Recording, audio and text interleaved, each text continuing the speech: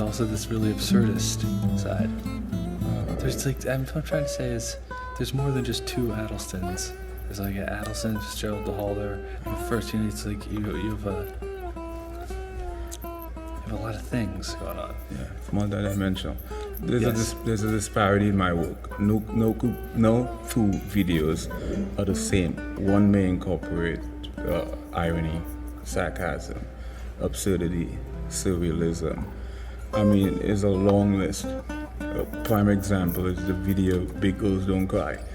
Right, that particular video encompasses at least 5 irony. You remember, you have at least 5 primary ironies: the dramatic, situational, verbal, tragic, and Socratic, which we will explore in more details if you would like to know. But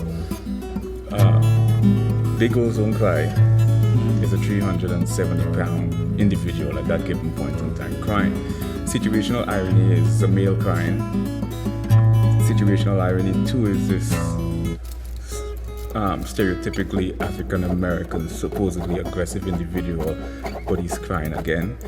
So it encompasses at least 4 or 5 different sorts of situational irony and verbal irony, because the fact that I'm crying is a verbal aspect of the video. So invariably it'll go viral.